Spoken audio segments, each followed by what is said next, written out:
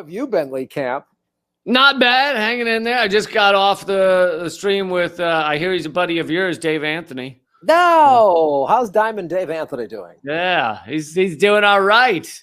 Yeah, I had him on. I've actually, I had him on to talk about the West Wing thing mainly on my live stream, but and about how Sorkin has destroyed the world. But I've never actually met him. He and I have never crossed paths before. I just, when I was listening to West Wing thing, and I'd heard his name before, I was like, this guy sounds a lot like me. Yeah, I've known Dave for probably 20 years. We co-produced with another guy the Los Angeles Podcast Festival together. So I've known Dave for a long time. And then, you know, his show, The Dollop, started to get big. And then when I started doing this show like over 4 years ago, and Jimmy started doing live shows, Dave was like, "Yep, I've been a wacky lefty socialist this whole time. Let's." So it's we like, you know, we just call each other. So he was keeping it a secret, huh?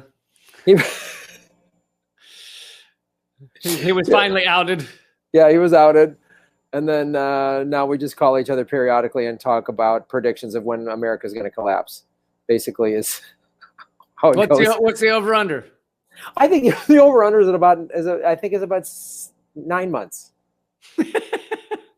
Good. So, but then there's this new bet that's popped up that we're both like, I don't know if there's going to be this like big event like America, this market crash thing. It might just be America slowly sort of limps along in just apathetic decay, not realizing that they're living in a collapsed country, thinking it's still, because they're told it's the greatest country in the world. Like people just are not. They're going to go, yeah, there's more homeless and there's shootings every week and cops aren't held accountable and.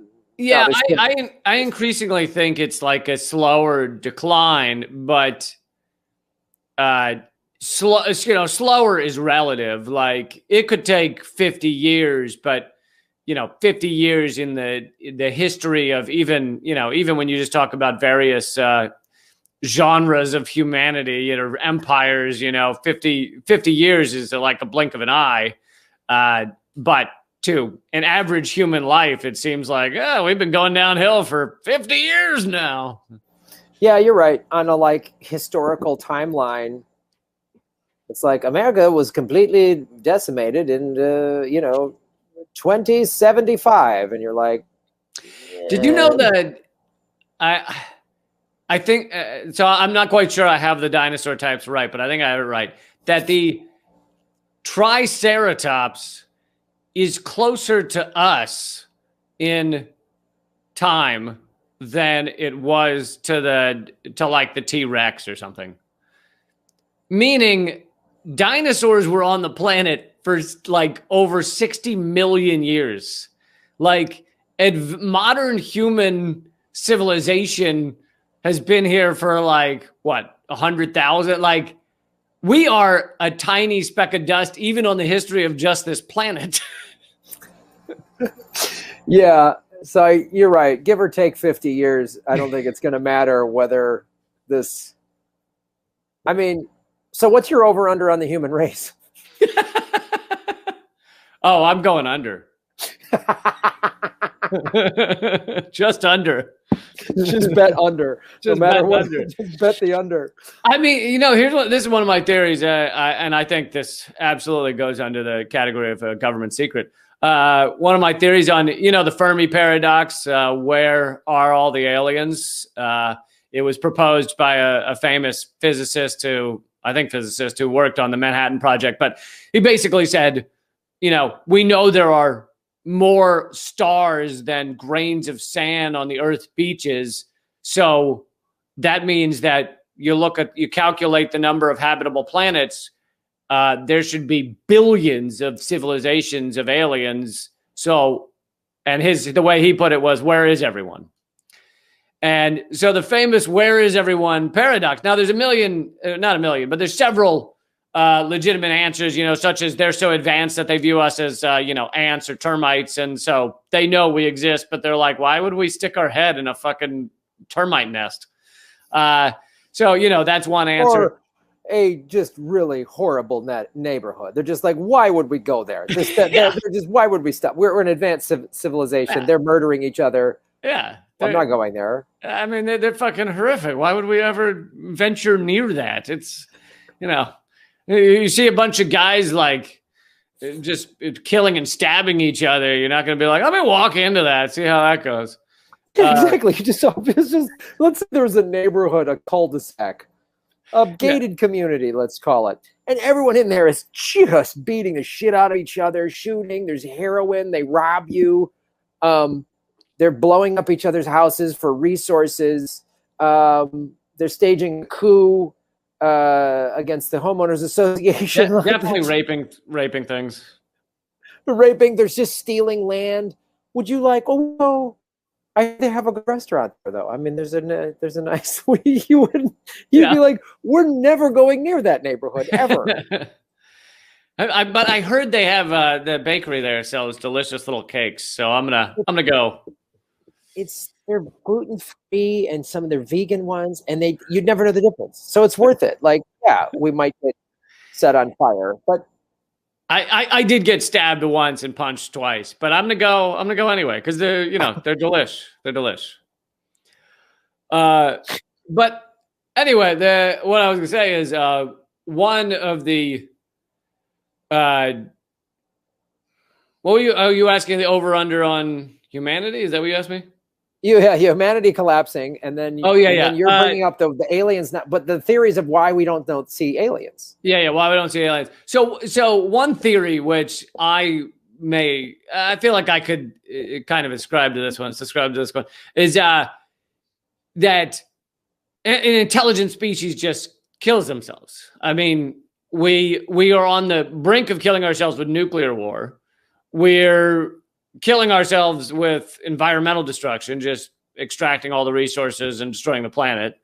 And there's other ways we're on the brink of killing ourselves, such as creating some form of AI that we then implant in everyone that then takes over and decides that humans suck. But there's a lot of ways we could kill ourselves. So and we've only been here, like I said, the blink of an eye compared to the dinosaurs, who were not very intelligent. So if you look at time on Earth as a species, success rate, then we seem to be far less successful than the dinosaurs. And so maybe that's the answer to the Fermi paradox. Where is everyone? Well, the ones that get intelligent, they find a reason to accidentally kill themselves. They just murder themselves. They blow themselves up. Yeah. Which is that's one of the theories of Atlantis, is not that it was this underwater society, that it was this actually highly advanced society that became warlike, and it blew itself up and literally sank into the ocean. They had such advanced weaponry that they blew themselves up and sank into the ocean. That's and I'm like, well, that makes more sense. And then if you read Edgar Casey's book, Many Mansions, now I'm getting into metaphysical stuff, who Edgar Casey came up with, is an average guy who started if you read his book, he talks about reincarnation and what that was about. And he was like, yeah, the Atlantis society was all highly intelligent, highly advanced, but very, very militarized. And they blew each other up, and they all got reincarnated in the last 50 years. So that's who all these psychos are, Dick Cheney and whatever else. They're all just people from Atlantis who were reincarnated, and they're going to blow us up again.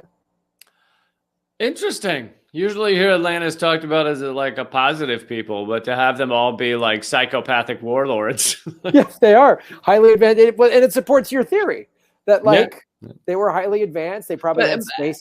But here's my problem is if Atlantis was highly advanced, then I'm sorry, one of them would have taken a trip at some point and dropped a tricorder on, somewhere else. Ancient Rome would have found some Star Trek device. Not if they all went in the ocean.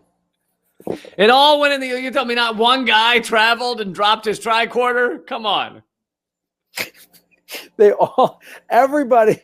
If everything fell in the ocean, Lee. Everything. I mean, everything. It all just whoops, it all went overboard, and it just. Because come on, their tricorders like their car keys. They must have left it somewhere.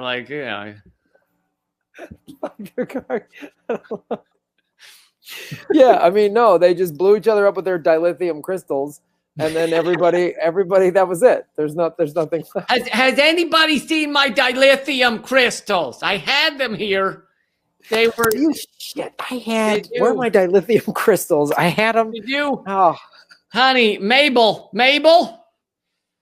Did you drop a tricorder in the ocean again? Like they're. Oh. Yeah, I'm telling you. I mean, it's at some point over the history of the past 100 years, someone would have found a dolphin with a tricorder stuck in its blowhole. Like it would have happened.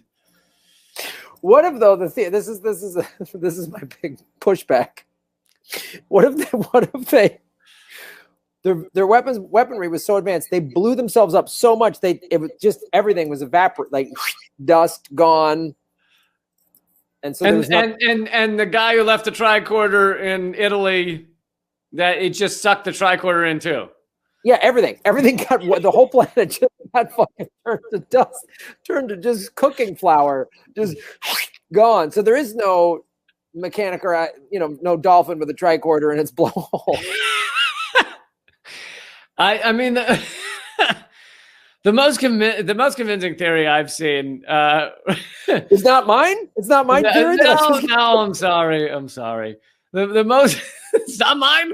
The most convincing theory I've seen was, and I know he didn't come up with it, but Rob Riggle hosts some Discovery Channel travel show where he went to. It was once an island off of like Greece, but it was blown up in one of the largest volcanoes, like a caldera type volcano that doesn't leave a nice little volcano. Instead, it is so massive. It's what's underneath Yellowstone. It's so massive that it just destroys hundreds of miles of radius. And there was a society there in the little bit of land that remains after this. There was a society there at some point. And so there's a lot of people that believe that society was what people describe as Atlantis, and it did sink into the ocean because it was blown up in the largest volcano. See? And you're saying they had tricorders. That's what you're saying. But they all got turned to dust because of the big Yellowstone volcano. It all makes sense. If you really connect the dots on this one, it all adds up very much so. Yeah. I mean, I'm pretty sure Buffalo were involved at one point. Yeah. It adds up. I mean, just this conversation alone is enough to make an alien species go, oh, these guys are idiots. I'm not talking about tricorders and dolphins. How long does it take for this broadcast to get to Alpha Centauri? Because they're just like, have you guys just listen to one of their, what they call it, a podcast. They're morons. They're idiots. I'm not going to that planet. It sounds like idiots. But we should tell people that they are listening to Government Secrets, episode 37. You know we're a bit loopy when it takes 26 minutes to get to the name of the show. I have already, while you were off the air, I've alerted to everyone what the topics are. So I think we can commence, and we can start. One of mine is the first one I want to do is an update on something that I found out we covered on the first episode, which was the Russian bounties story. But let's go with yours first. Oh, okay. Well, I think technically the Atlantis is a government secret. I think we should file it as the Atlantis tricorder as a government secret. And what exactly is it the government's hiding? That there's tricorders and blowholes of dolphins in there. Got it. I mean, if that got out, I mean, honestly, it's as insane as America is, and Americans are more willing to accept that than like the CIA killed JFK. Like they're really, dude. There are real people out there that think that the ruling elite are not just evil and greedy; that they literally are just like eating babies. And it's like, how are you a real human being that believes that? It's like, these are some fucked up individuals. But once you take it to the eating baby level, you've jumped the shark. You've jumped the dolphin blowhole. Yeah.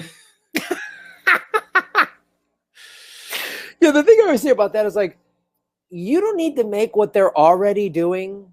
You don't need to add evil. Like, you don't need to add some demonic sci-fi. Just like, they're power-hungry sociopaths that will kill and blow things up for money. Like, they traffic children. That's evil enough. You don't need to then eat babies. Oh, right. I think the eating baby thing was put out by the CIA just to take all of the people that were kind of on to what really was going on and just make them look nuts. Oh, it's absolutely. I totally agree with that. I think that's what QAnon was to set. They're like, put some real shit in QAnon and then put some crazy shit in there so that when they come close to real stuff, we go, oh, now you're just doing QAnon. You're just eating babies and drinking Vulcan blood or whatever their thing is, you know? So anyway, speaking of Vulcan blood, let me go. So one of my favorite things about this show is sometimes I've researched something for a while and I have an idea. I really want to talk about this, or I've known about something, or I just learned about something and I want to do it. And then there's times, like, since I just moved and I was trying to set up my studio, I was like, this is why we will never run out of episodes, Lee Camp. Because I literally just was like, what I've done that we know, you can do CIA Operation Bingo and just type in a letter and you'll get something. So this time I just decided to go Colorado mining scams or cover-ups. Colorado mining cover-ups. Really? You picked a state. That's cool. I was like, let's pick a state, because I started to think, as I'm excited about if things eventually open up, you and I go on the road, and if we ever do this live, we should absolutely do at least one regional government secret. Right? I like it.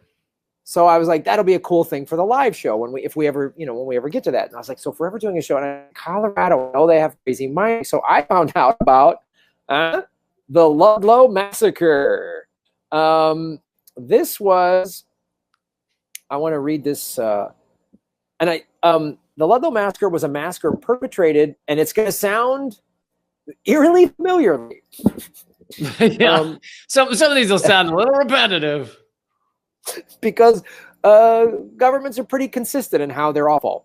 There was a massacre perpetrated by anti-striker militia during the Colorado Coalfield War. There was a big strike in the Colorado coalfields, and soldiers from the Colorado National Guard and private guards employed by Colorado Fuel and Iron Company attacked a colony of roughly 1,200 striking coal miners and their families in Ludlow, Colorado on April 20th of 1914. Approximately 21 people, including miners' wives and children, were killed. Jesus. John D. Rockefeller Jr. If you look up Rockefeller, you see philanthropist. I thought he was just a philanthropist. Yeah, so did I. I thought he just did good things. I didn't realize. I thought all these guys made their money honestly by pulling themselves up by their bootstraps. Yeah. And gee, we've never had before or since private companies using the United States military to take out its own citizens, right? Standing Rock. I've never heard of such a thing. It's not like we did that with Tiger Swan and Standing Rock. I mean, that's never. No. It wasn't like that's never happened. So there's it's not like Stratford is a privatized CIA or anything. No. This isn't like a rich, long tradition of the American corporate state. Basically, they've been doing this since the inception of this country. So our good friend John D. Rockefeller, and I'm sure we could do 15 episodes just on his family, who was a part owner in the Colorado Fuel and Iron Company, who had recently appeared before the United States congressional hearing on the strikes, was widely exonerated for having orchestrated the massacre. So listen, I mean, everybody's going to orchestrate a few massacres. Yeah, I know. Why do we like Elon Musk says, we'll coup who we want to coup. Right. Like we should be able to We should be able to do what we want to say, how we want to say it. Whoops, that's not what I wanted to press. No, this one. You narcissist. Yeah, I just want. This is the whole show. Me, look at what I'm saying. So this is the thing that is actually great about this show, and the more I learn on this specific show, it's literally how it's the same pattern. So John D. Rockefeller, how did he get exonerated?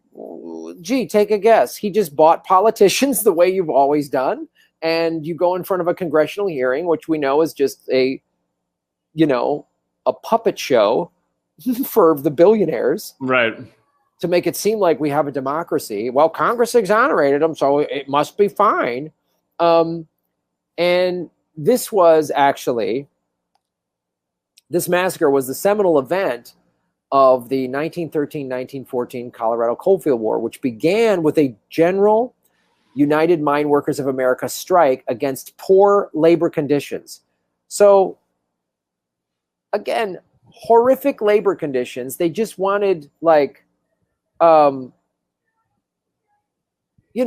decent wages and not dying, not dying in a cold mine. Fucking greeny miners always asking for not dying. Oh, they're the worst. They don't want to die. They're like these school teachers just taking all that extra money.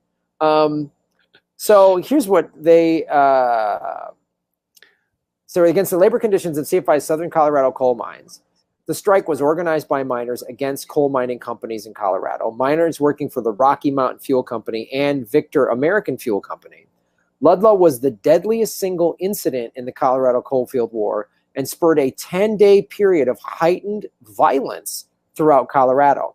In retaliation for the massacre at Ludlow, bands of armed miners attacked dozens of anti-union establishments, destroying property and engaging in several skirmishes with the Colorado National Guard along the 225-mile front from Trinidad to Louisville. From the strike's beginning in September of 1913 to intervention by federal soldiers under President Woodrow Wilson, orders on April 29th, 1914, an estimated 69 to 199 people were killed during the strike. It was called the deadliest strike in the history of the United States. You mean Klan member Woodrow Wilson was not very friendly? No, Klan member Woodrow Wilson sent federal troops in there to lock this shit down because it's weird. You have a bunch of soldiers and private cops come and kill people on strike. And then they go, you know what, the hell with this. And they go retaliate. And then they're the crazy criminals. Gee, have we heard that before? Have we ever heard that before in this country? Yeah, I think we've done a few episodes on that. It's been like the theme of this entire podcast. And so what this is, the socialist historian Howard Zinn described it as the culminating act of perhaps the most violent struggle between corporate power and laboring men in American history. Congress responded to public outrage by directing the House Committee on Mines and Mining to investigate the events. Oh, it's a good cover-up kangaroo court. Were you just reading? I can't see it. Does Wikipedia say socialist historian? Yes, about Howard Zinn. Are they? I mean, I don't doubt he was a socialist, but I feel like that's like Wikipedia's attempt to malign him in the minds of those who don't understand and think socialists are evil. Because he was just a historian. He doesn't need to be. It'd be like if someone described my show and was like, Jew comedian Lee Camp. It's really I know. I mean, he was just one of the most, impressive and talented historians this country's ever seen. He doesn't need to be called socialist historian. Well, it's weird. If you're a historian that really calls out all of this, the untold history of America, you show what America's really all about, then suddenly you're a socialist. You're an evil socialist. It's like you've just been, all Howard Zinn has done is call out the evil of history of this country, much of it perpetrated by capitalists. So he must be a socialist historian. Right, relaying the real. It's long been known that relaying the real history of this country is a socialist activity. So, yes, yes. I think because I'm a vegetarian, I'm just going to refer to anybody else as the murder-eating historian. Just calling anyone a murder eater. I'm a vegetarian too. Don't you leave me out like that? Like I'm some sort of fucking awful fucking meat eater, meat-eating murderer. Vegetarian Jew comedian Lee Camp.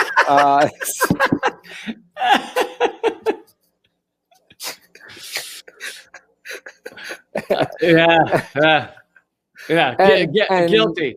Although it's even worse. It's vegetarian Jew atheist comedian Lee Camp. Oh, good Lord! That gets even worse because unlike those crazy Christians, once you're an atheist as a Jew, you continue to be a Jew atheist. So. And his co-host, godless hippie Graham Elwood, do their show Government Secrets. But so yes, this is Wikipedia. We must know that it is our good friends at Wikipedia, but they have more fun things to say about this event. So after in a report published by the Kangaroo House and Means Committee, was influential in promoting child labor laws and an 8-hour workday. So some good did come out of it. Well, that's it. Well, actually, we can just pause for a second. I mean, that's the thing. I think people should definitely walk away from this is not just the extent that corporate America and our government will go to crush workers standing up, but as Howard Zinn covered many times, it is that this country has a long history of workers standing up and getting murdered, massacred, having their lives destroyed, being arrested, and going through all of that to create the reality that we enjoy. I mean, the good parts of our reality that we enjoy today, such as, a 5-day work week, a 9 to 5 if you have it, healthcare if you have it, a workplace that doesn't have 6-year-olds if you have it. So it's like there's so many things that workers fucking fought so hard for. Many were killed, many were imprisoned, and we're erasing the history of those who did that fight. Yeah, it's unbelievable. Like, do people realize, like, people died so we could have an 8-hour workday. Yeah. People died. They died. They were murdered. They fought. They had to literally get into a gun battle, as we just heard, for a year, so that you could have weekends. That kids couldn't work in coal mines. Like, they had to die to get that right. That's how cruel these robber baron capitalists have always been. And now they're just on steroids. Now it's just like Bezos, what he's doing, and amazing that they voted down. It's amazing they voted that down in Alabama. I'm just perplexed at how significant the propaganda is to get people to vote against their own interests. Well, that's absolutely true. I did some coverage on that, and the Nation had a pretty good article. I don't know if it's going a little hard on it, but about how it was not organized as well as we might think, in that they failed to really let the workers know that the number of people that were supporting it, and obviously when you find out a lot of people are supporting it, you think it's safe to support it. They didn't go door to door because of the pandemic, which longtime union organizers say that door to door discussions is where it's at. Like, that's how you actually can talk to people and not have the all-seeing eye of Amazon standing over them. There are a lot of things that kind of got in the way, but there's also a lot of good to take out of it, such as the fact that it became a national discussion. Yeah, it's I am glad it's a national discussion, and I hope more people just go, well, we gotta fight, and we gotta do this in our state, and wherever there's Amazon, people should be doing this. And to get back to this, the massacre site is now owned by the United Mine Workers of America, which erected a granite monument in memory of those who died that day. The Ludlow Tent Colony site was designated a National Historic Landmark on January 16, 2009, and dedicated on June of 2009.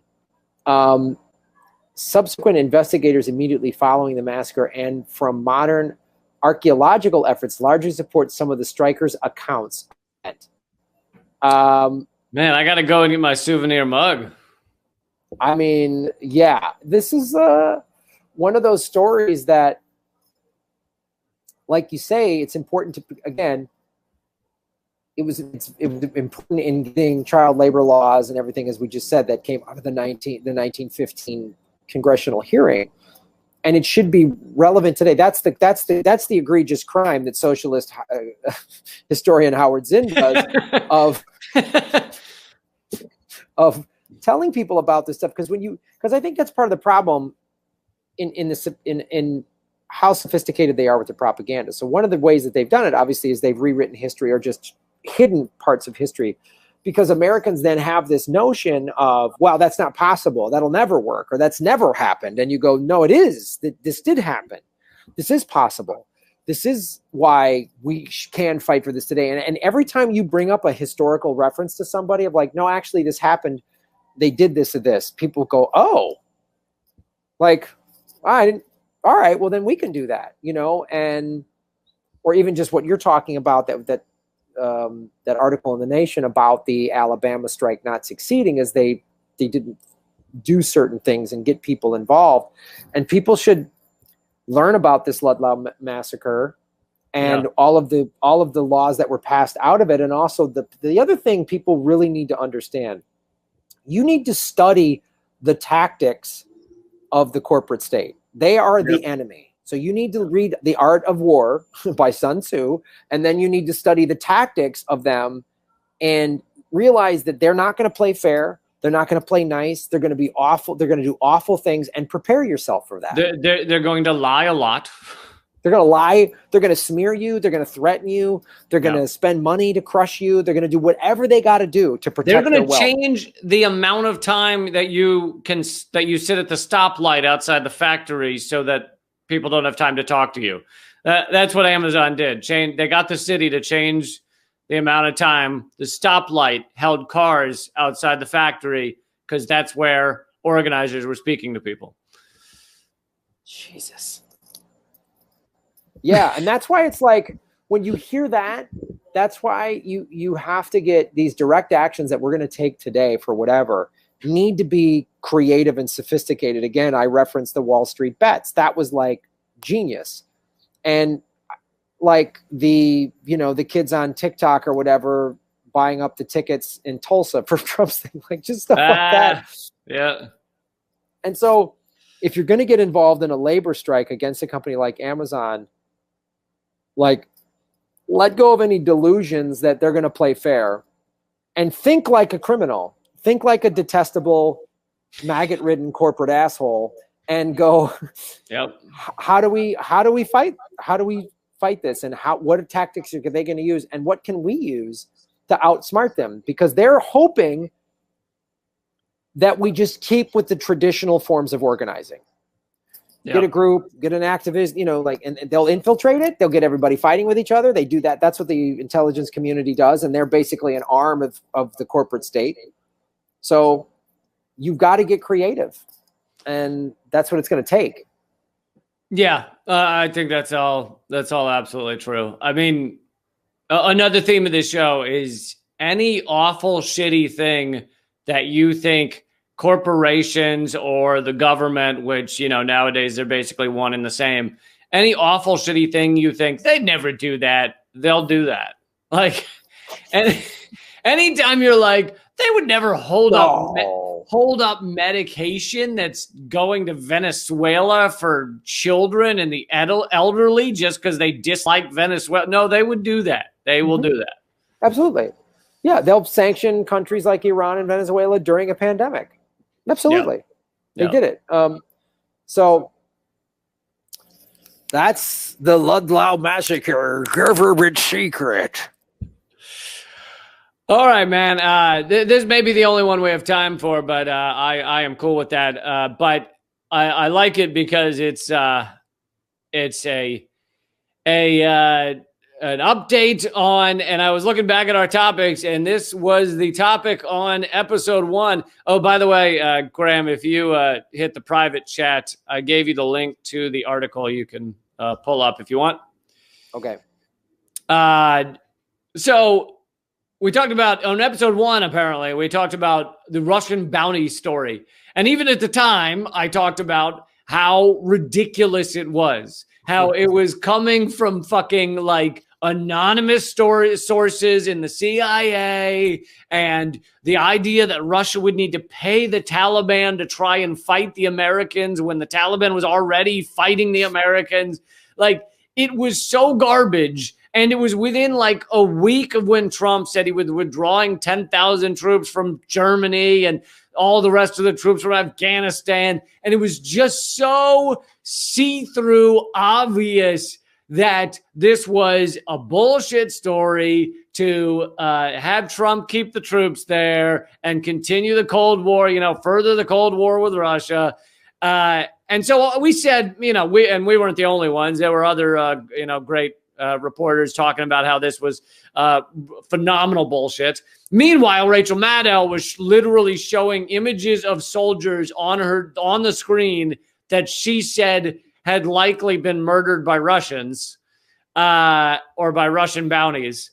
So she was acting like this had any legitimacy. So now we have our update this week.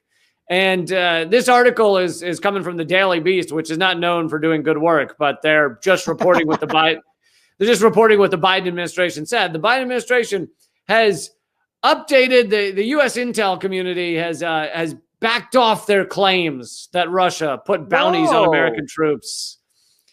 They have said that they have low confidence in these claims, low to moderate, which in intelligence speak means basically nothing, means it's a fucking rumor. So it's collapsed as like anyone who understands anonymous sourcing claims knew it would. And the Biden administration has finally mentioned this. But what's also hilarious, on top of just how stupid this makes so much of the mainstream media look, how fucking, they look dumb as journalists, but they also look dumb as just believing anything the government or the deep state says. But so not only is there that, but there's also the fact that in this statement, during this statement, when the Biden official said that, we have low to moderate, we're backing it off to low to moderate confidence. Within that statement, they also put sanctions on Russia for what they claimed were other reasons. They claim the reasons are interfering in the 2020 election, which we were told was completely legit, but now apparently Russia altered the election, but not well enough or something. I don't know. Wait. It's fucking insane. They hacked it just enough to lose some down ballot races to corporate Democrats, or how? They actually were only going after like sheriff elections and like school board, assistant to the secretary of the city council. Like, oh, Russia got their guy into comptroller. Like, it's really. Dude, nobody knows this, man. Russia owns all the comptrollers across America. Every fucking comptroller. They trolled us on the comptrollers, man. That's how they did it, man. They get control of the comptrollers, and then it's a house of cards. It just disintegrates. It just goes from there. Listen, our country's strong, but it can't handle a comptroller insurrection, all right? If there's a Russian school board, we're done. They're going to teach our kids how to just eat borscht, and then it's over. It's over. But so my favorite thing that the administration official said And this also was Jen Psaki. I don't know if that's the official. So this was a senior administration official. I guess they don't have the name that Daily Beast didn't. But Jen Psaki, their press secretary, said the same thing the following day. But literally backing off the claim. So, in human to human speak, basically saying, yeah, we have no proof that's true. And in the following sentence going, this information, this is a quote, by the way, on the Biden administration official. This information puts a burden on the Russian government to explain its actions and take steps to address this disturbing pattern of behavior. You just said there wasn't any. You just said it. You just said it. You just said we made this shit up. And now you're like, and now Russia, answer for yourself. Lee, I know I accused you of breaking into my home and stealing everything, and now I'm telling you we have no credible evidence that you even know where I live or broke in or stole anything.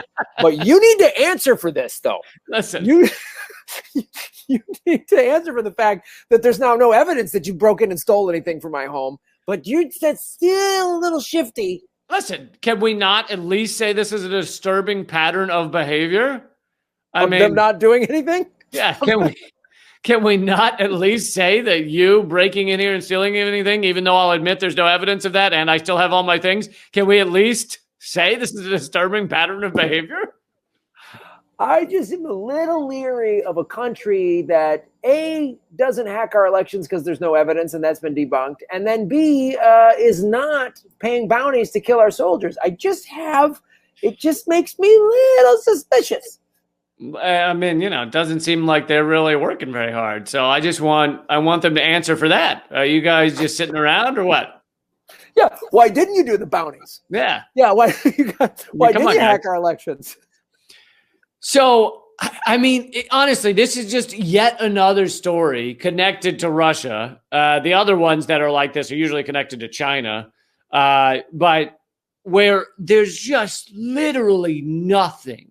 They say there's nothing. I'm sorry. I'm going to put this back up on the screen. This is a form of insanity. Listening to these jackwagons. The United States, quote, the United States intelligence community assesses with low to moderate confidence that Russian intelligence officers sought to encourage Taliban attacks, U.S. and coalition personnel in Afghanistan in 2019 and perhaps earlier, a senior administration official said. They said they didn't believe in it. And then the next quote, this information puts a burden on the Russian government to explain its actions and take steps to address the disturbing pattern of behavior. You're out of your brains. Right.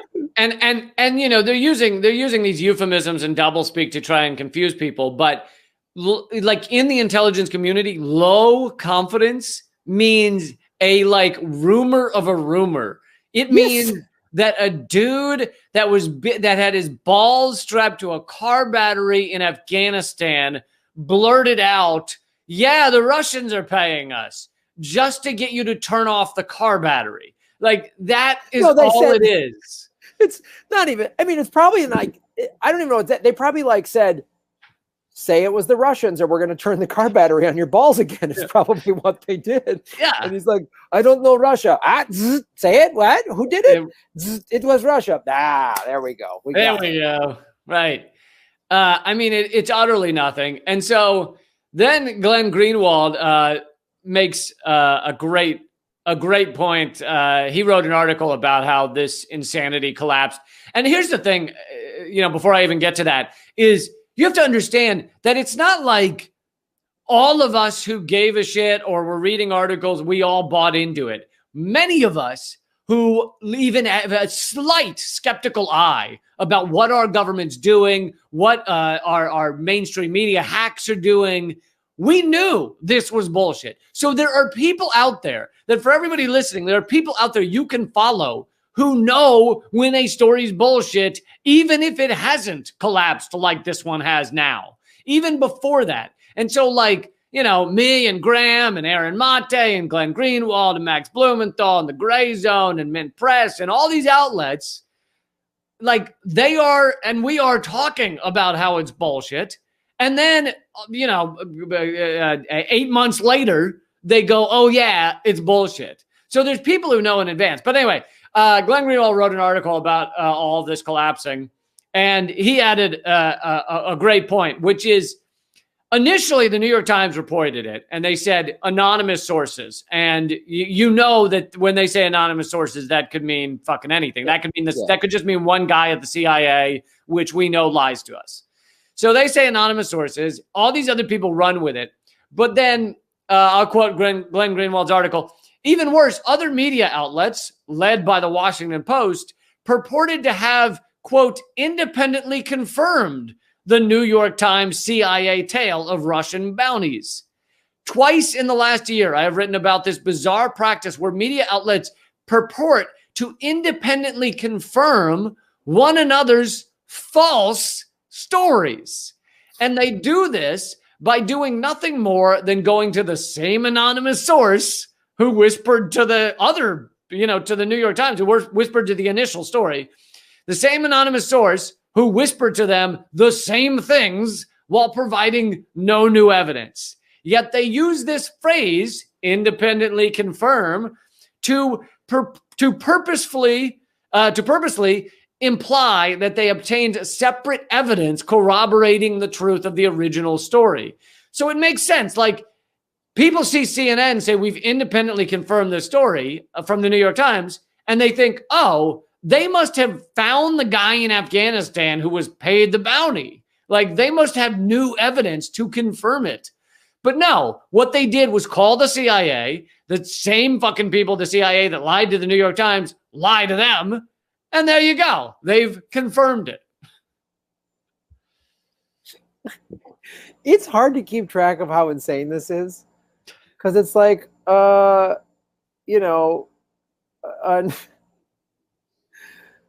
it's just a source of a guy confirms the thing from a dude. It just sounds, it really like,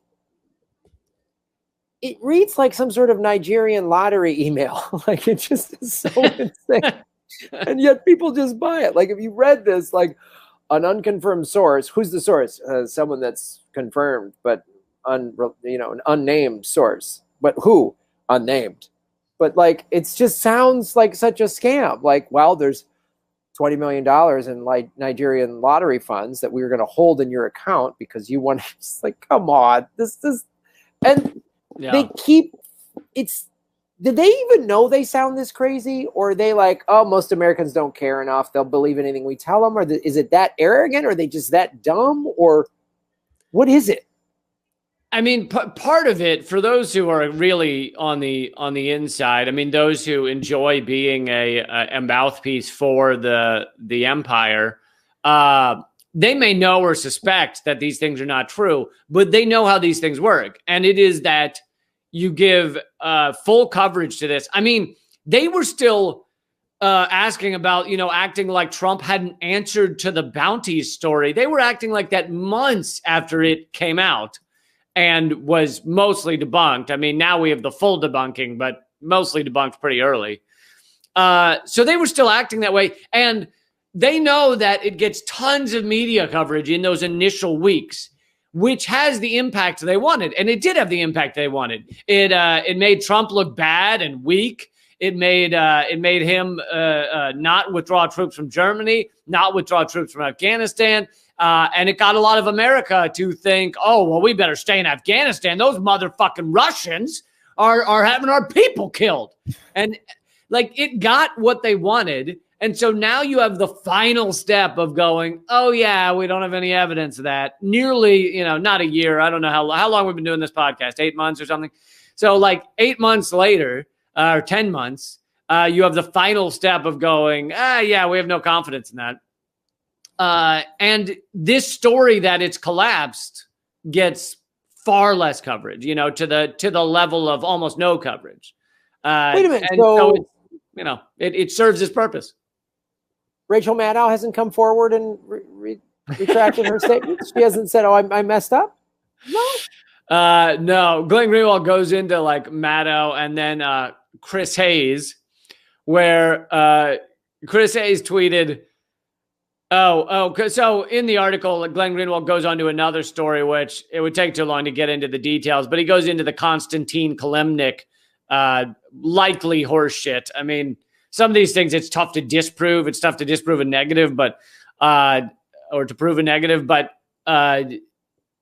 you know, the government claims that Konstantin Kalemnik, who was a translator, gave, you know, elite polling data to the Russians, or Manafort gave elite polling data to Kalemnik, who gave it to the Russian government, something like that. Anyway, Glenn Greenwald points out that Chris Hayes tweeted, "There was no collusion, just the Russians hacking Trump's opponent to help Trump and Trump's campaign manager passing campaign info to the Russians."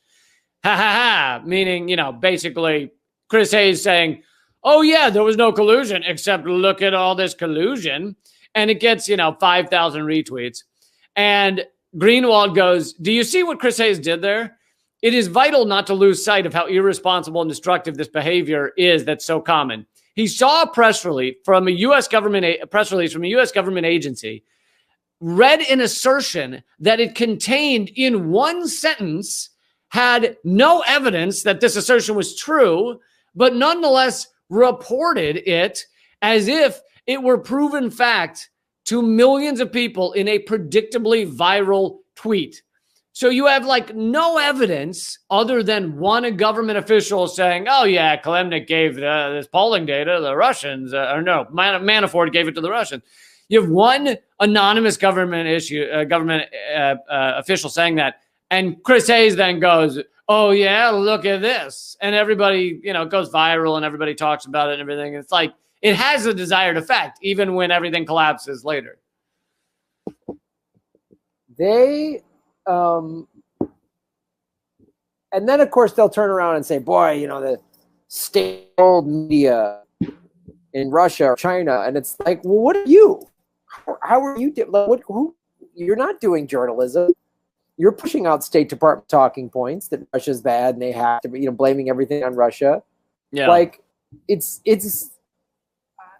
and it's so convenient too, because now they just always have in their back pocket any election they can blame on Russia. Any outcome they don't like, they blame on Russia.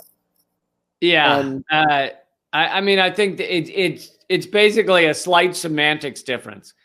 Corporate America owns our government and owns the media. So the media is a bullhorn for corporate America. Therefore, it's a bullhorn for the American government. And people go, well, our media is not state-owned, not state-run. It's like, oh, really? What do they do all day? What do they do all day? And but I really ultimately, I hope they do an investigation about all the Russian controllers. Did you say the Russian comptrollers? Yeah, I want to get the Russian comptrollers squared away. That's really what we need to get to the root of this. And I hope Chris Hayes jumps on the ball for this. Oh man, yeah. I mean, it makes sense that if you know, Russian bots was a problem, Russian comptrollers would be second on the agenda. I mean, absolutely. Next they're gonna have the assistant to the secretary who writes down all the minutes of the meetings. Oh, you know. And once they own them, yeah, it's over.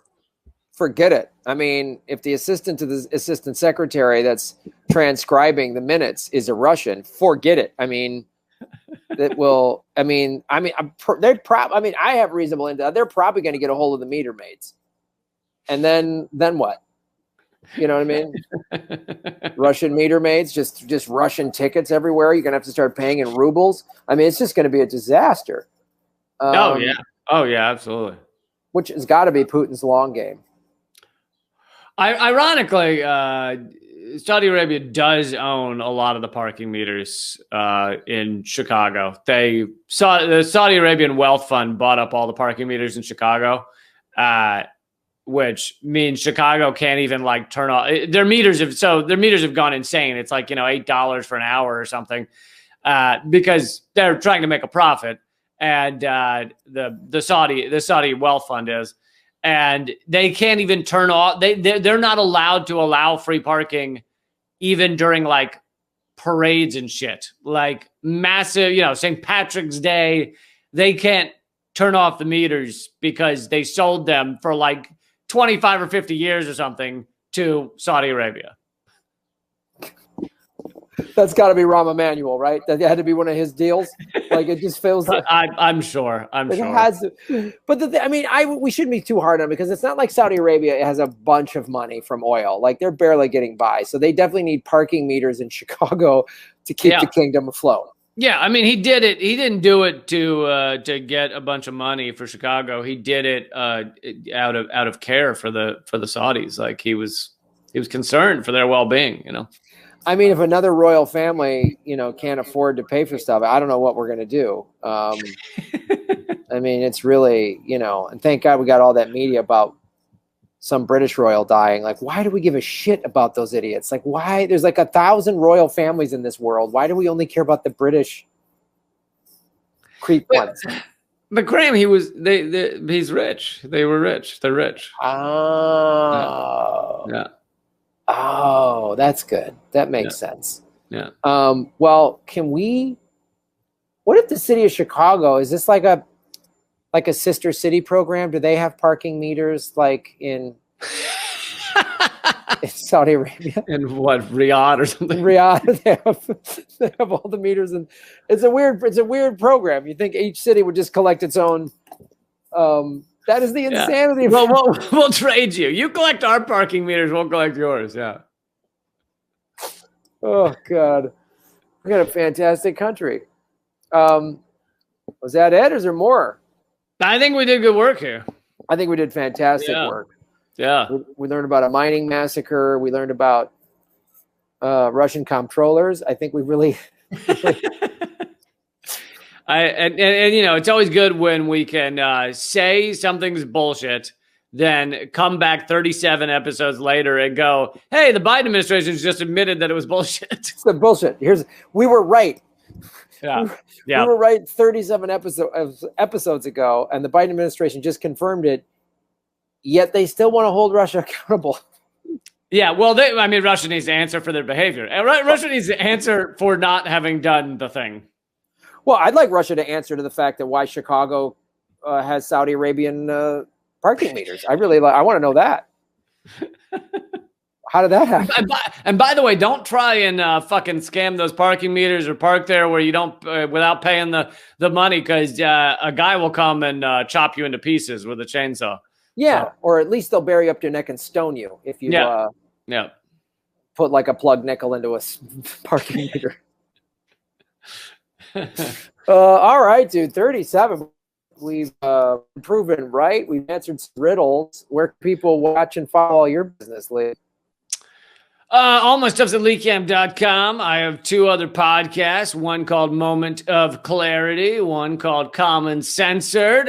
You can definitely check out those and see which one's more your vibe. I've also been posting more videos on Twitter. One of them went viral this week, a 2-minute video on how horrific China is. You'll see what I mean.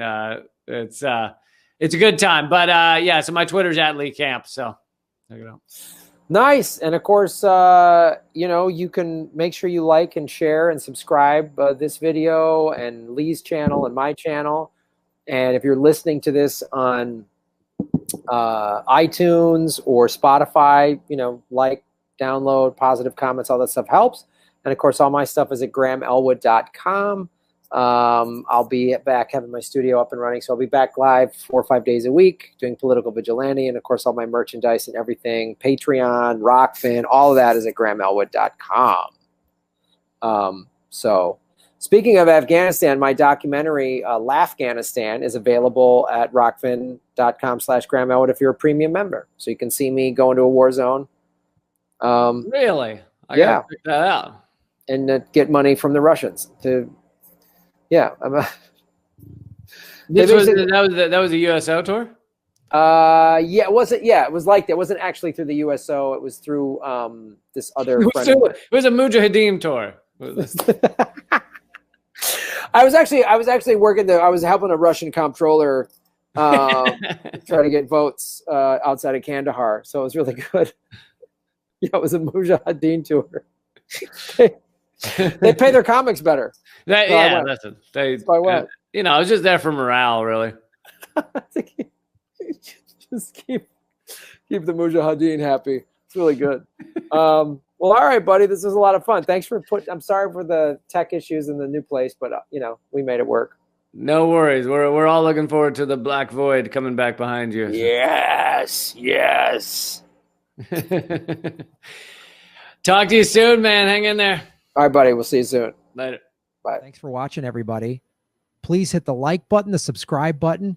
Go to patreon.com/Graham Elwood and rockfin.com/Graham Elwood, where you can support the show.